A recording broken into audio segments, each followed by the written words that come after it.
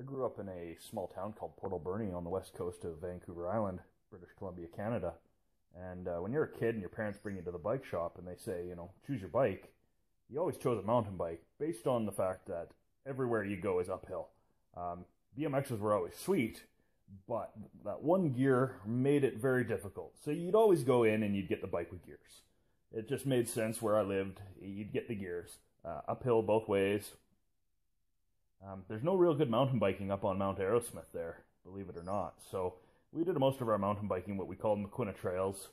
It wasn't really mountain biking, but it was trail riding. When I moved out on my own in the early 20s, there wasn't a lot of jobs around Port Alberni.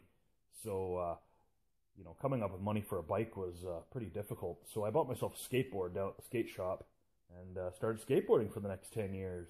And that's what I did. I found every hill I could find and I would bomb some hills. And then I moved to the Comox Valley.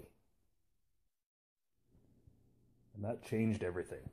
If you don't know anything about the Comox Valley, let me tell you something about the Comox Valley. There's a little town in the Comox Valley called Cumberland, BC. And if you have never heard of Cumberland, BC, pack your bike, get your car, get your ass to Cumberland, BC right now. The riding here is like nothing I had ever ridden before. I came out here and couldn't believe what I was seeing. Wood features like I'd never seen in my entire life.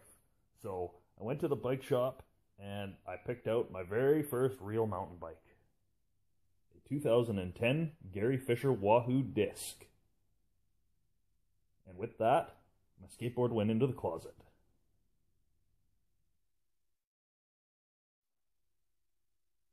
Of course, what I found out, the trails that I wanted to ride, this mountain bike was not up to the task. So I upgraded to a 2015 Norco Fluid full suspension bike. I rode this bike for 2 seasons, and then I ended up breaking the chainstay in half. And when I sent it back to Norco, they sent it back with a red chainstay. I wasn't very happy with that, so I took it to Simon Cycles in Comox, BC, and I traded it for a 2017 Kona Hanzo AL.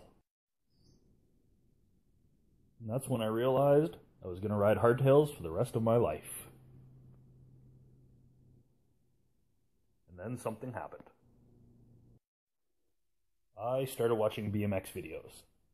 And then I started watching more BMX videos. And I thought to myself, I wonder how much a BMX bike costs these days. So I looked that up. And I found that a BMX bike costs a hell of a lot less than a mountain bike. So I went to my local bike shop. And I picked myself up a 2018 Fit Bike Co. STR.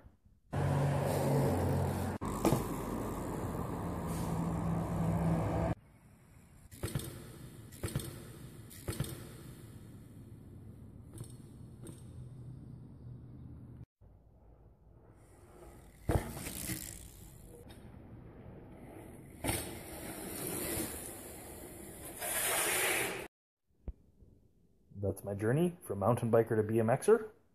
Or am I a BMXer who's a mountain biker? Let me know what you think in the comments. Hit the like button if you like my video. Subscribe. Have a nice day.